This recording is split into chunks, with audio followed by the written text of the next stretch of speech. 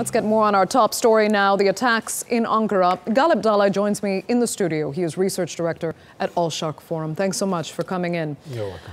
First of all, I'm curious to know what you think of the government's response thus far. Initially, Prime Minister Davutoglu had said that the attack was in part an attempt to influence the outcome of the November 1st election. What did he mean by that?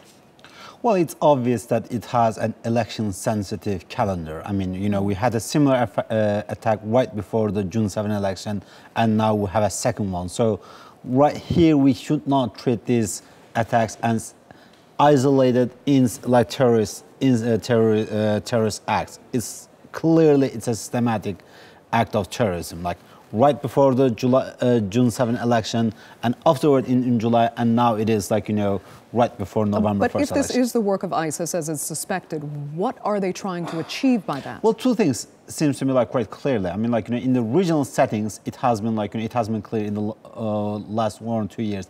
The Kurds and the ISIS have been like, you know, fighting each other in Iraq, in Syria, and the ISIS does not want to only keep the fight only within the Iraq and Syria, but also wants to move it to the, you know, into Turkey. So therefore, like, you know, it also clearly sends message to the Kurds that it will hurt the Kurdish movement, not just like in Iraq and Syria, but within Turkey too. And the Suraj incident was one of such things.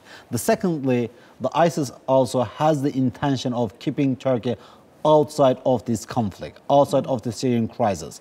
So therefore, basically, it sends a message of, if you join the anti-ISIS coalition, which Turkey did, you will not be also immune to the act of terrorism that we have seen in many parts of the Middle East, like be it in Jordan, in Iraq, in Syria. So therefore, like, you know, it is sending message that you also have a price to pay if you do join. Now, there have been calls for the Interior Minister to resign. Do you think his office bears some responsibility for this as an internal security failure? Well, let me put it that way.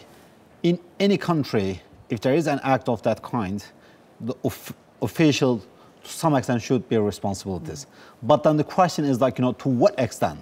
Because in the end, like, similar terrorist acts, 7/7 in London, in Madrid, in Paris, in Munich, in New York. So the terrorism, unfortunately, sometimes does not know boundaries. And unfortunately, despite you having the best security apparatus in place like New York, like London, you are still not immune to the terrorist act. But nevertheless, we still need to find out to what extent the security measures that are in place can prevent similar acts. Because within the 3 months, this is like, you know, within 3 months, we are witnessing to 3 big major terrorist attacks.